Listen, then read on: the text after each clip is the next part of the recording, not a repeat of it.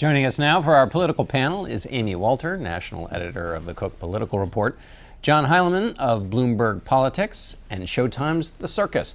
Rehan Salam is executive editor of the National Review, and Dana Milbank is a columnist with the Washington Post. Dana, I'll start with you. Two conventions, two visions. Is this campaign about two electorates, or? Well, we're essentially back to where we were a few weeks ago, as you pointed out in your CBS poll. Clinton got a similar bounce. It's actually pretty good news for her, given that Trump had a lot more consolidating to do with his core supporters than Clinton had to do. I think we saw it, day and night, dark and light, but there was some similarity there in that the Democratic convention was all about Donald Trump.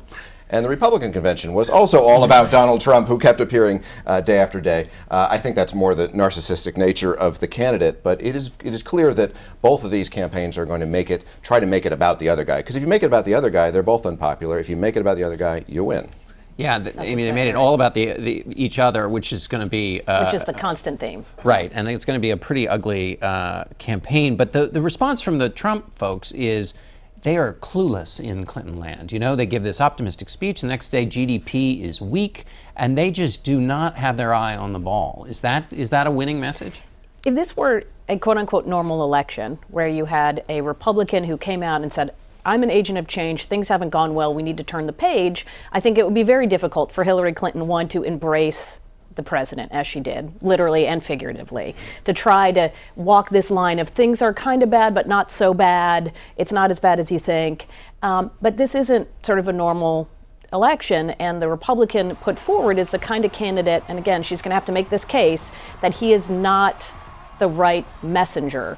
He has the right message, but the danger is the change, because his change brings him. Too much change. Too much change, too dangerous. So that's where I agreed with David Axelrod, which is trying to make her an agent of change is not going to go anywhere. She's not a change agent. She is the status quo, but she has to make the case that the status quo, it's better to be safe than to make the risk of change. Right. There's definitely a danger for both of these candidates. So if you look at Donald Trump and why the tone of this convention was so pessimistic, it makes perfect sense when you look at his thesis as a candidate in the Republican primaries. The folks who flocked to him, even if they were reasonably well off, even if they were middle class, were people who felt like the 21st century has basically been a disaster. When you have people who compare themselves to, let's say, men, who compare themselves to their fathers at the age they are now, and when they look at their status, when they look at their stability, the other things they enjoyed in their lives, and then they look at themselves today. Now look at the Democratic coalition. This is a coalition where you have Michael Bloomberg, a billionaire who's much richer than Donald Trump, speaking about how things in the country are going basically well, right? Then you also have minority voters who, even if they're struggling, even if they're working class, they're doing better than their moms and dads in a lot of cases. So you're offering this case for optimism.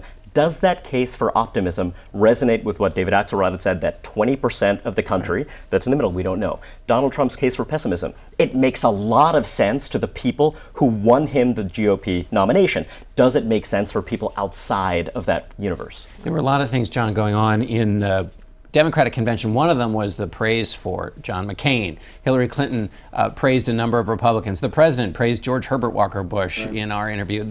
That seems to be aimed at that 20%. Oh, 100%. Yeah, look, I think it was Michael Steele, the former Republican chairman, who said that the Democratic convention was the best Republican convention he'd ever seen.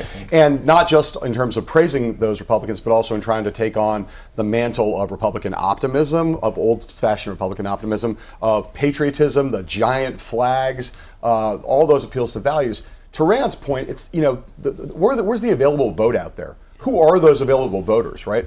Trump has a huge problem with college-educated voters. And if you think about where the available vote is out there, unless there's some magic that Trump is able to perform, which is bringing out a whole bunch of new voters in an unprecedented way who are his kinds of voters. If you're thinking about the normal electorate right now, college-educated women in the suburbs in these battleground states, what did you hear at the Republican convention that resonates with them? What did you hear at the Democratic convention that resonates with them? I'm not convinced that the apocalyptic tone, not just pessimistic, but apocalyptic tone of the Republican convention is going to resonate with white, suburban, college-educated women in those battleground states? That's the real question. When you look at when Republicans do well in these midterm elections, they do well because they do well with college-educated white voters. And they add that to that kind of working class base that's been in the party for some time. Now, Trump might have moved the needle a little bit with those white working class voters, but I agree with John that it's that college-educated white vote that's responsible for their biggest successes. He has fundamentally decided that this is a turnout election, and that if he can just get these white, lower-educated, older males out to vote in larger number than ever before, he wins. Clinton's pursuing, I think, a very common, typical strategy. So we are all, looking back at through our history, we say, well, obviously the Clinton strategy makes sense of reaching out to the middle at this point. Donald Trump believes that he can rewrite the whole fundamentals of politics. It seems, Amy, this travel that Hillary Clinton did after her convention, though, was aimed at trying to protect those blue-collar voters that we've been saying. So help us understand that. So what we got here is Trump does well, perhaps, with even some Democrat blue-collar voters, but Hillary Clinton does well. Trump gives her an opportunity with those college-educated women. But you also have to hold your margins. Okay. It's one thing saying you're going to lose white non-college voters. It's another thing to lose them by 10 points more than Barack Obama did, right? So you got to keep your margins there. And this is another fundamental element of this campaign, which is Hillary Clinton has all the elements of a traditionally strong campaign. She has the money, she has the infrastructure, she has the campaign advertising, and yet she's basically, 2 points ahead, or you could argue it tied. So, and there may be an enthusiasm problem, but she has the infrastructure to do that. He has the enthusiasm, but doesn't have the infrastructure. Right. So which one is going to win this battle? I mean, this is a huge problem. This, again, is another huge problem for the Trump campaign, which is if you're depending on changing the electorate in some fundamental way, that's a mechanical thing as much as a message thing. And this disparity of resources, this disparity in terms of the ground game, poses a huge challenge to him. Just to make this one last point about white college-educated voters, Republicans have won white college-educated voters for 50 years. That it's not even been close. And right now, the polling that we just did at Bloomberg on this has Hillary Clinton up in double digits with white college-educated voters. That's a huge problem if you add that in to the existing Obama coalition of non-white voters that he has turned out and have helped Democrats win 5 of the last 6 popular votes at the presidential level in America. If she can turn out, If she can turn them out. The mechanical stuff that John is talking about is basically the nuts and bolts of taking a person who likes you from their living room to the polling place. Wouldn't the Trump people say, hey, this guy puts them in the seats. He's the one who's got high ratings. He's making people really enthusiastic. He doesn't need all the this and that and the fancy consultants to get them to the polling place. They're going to be marching to the polling place. Well, look, one thing we know is that in 2012, you had the Romney campaign, a very professional campaign by all accounts. Yet when they deployed to get out the vote technology in 2012, they struggled with it. They did a very poor job. The ORCA system was something that was notorious for its many failures. Now, this is kind of an inside baseball kind of thing.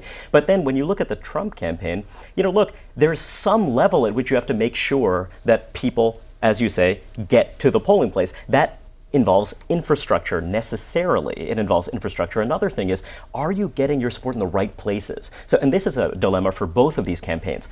The Electoral College means that if you run up the total in the Bay Area and the New York suburbs, it doesn't matter if you're a Democrat. And similarly, if you're a Republican, if you're doing extraordinarily well with non-college white voters in the Deep South, but you're not doing quite as well with them in swing states, that's a problem. So to some degree, when we look at how close this election is, it's not actually giving us the useful information about where is it close and who's actually going to get out those marginal votes. And we are seeing those margins, though, in places, as I said, the margin between losing by 10 points and losing by 20 points in some of those areas that Obama did do better than Hillary Clinton is with some of those voters. So the organic question. The other thing was that Republicans that I've talked to actually looked at those voters who turned out for the primaries, right? We hear all this talk, a huge turnout for Donald Trump, biggest number of Republicans ever to vote.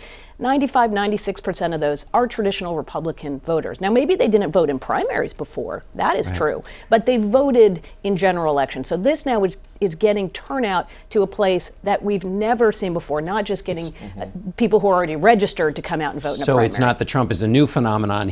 What's new is he's pulling people into the primary process, which doesn't tell us maybe anything about the general. Let me, if I may, switch to debates.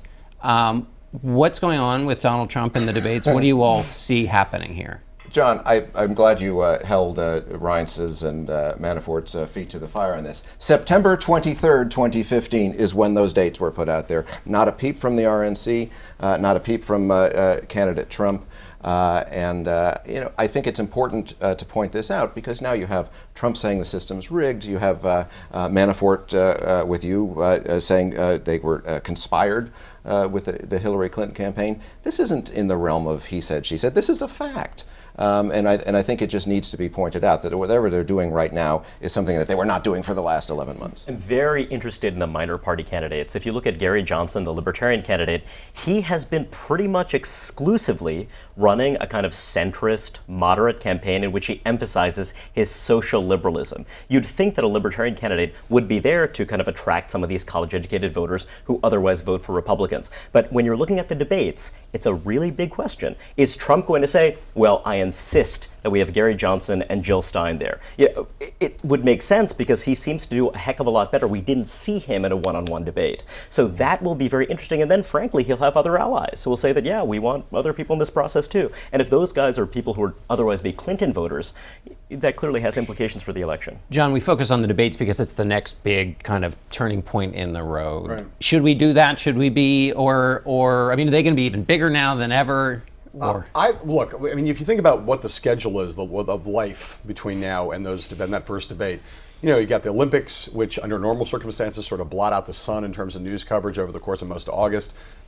Again, a lot of the old rules have not applied in this cycle. Right. So Donald Trump, Hillary Clinton might not be like that the way it was back in 1996 in terms of the news blackout. But I think the first debate is going to be gargantuan. I think you will see television audiences unlike any television audiences we've ever seen in our lifetimes. If you're on a canoe in the Zambezi or on a tea farm in Sri Lanka, people are going to be wanting to watch this debate. It's going to be huge. I think that Trump will not want to do 3 debates. I think that if they both recognize that he has to do one because there's so many questions about his temperament and suitability for the office. If he doesn't pass the Reagan 80 test, can you imagine this guy in the Oval Office? He's got to do that in that debate. It will matter hugely. But I can easily imagine him saying, I want to pass that test once and then move on. Mm-hmm. Yeah. So 20 seconds, what happens if he does that, if he gets out of the 3 debate? We have not been able to answer the what if. I mean, I feel like half the answers to these questions are that emoji that they have now, the shruggy, where you're just like, I do not know. You would think that would be completely damaging, and yet we've not been correct in assuming that earlier. Nothing more fun than a debate about debates. Yes, true. We end on the uncertainty emoji. Thanks to all of you, and we'll be back in a moment.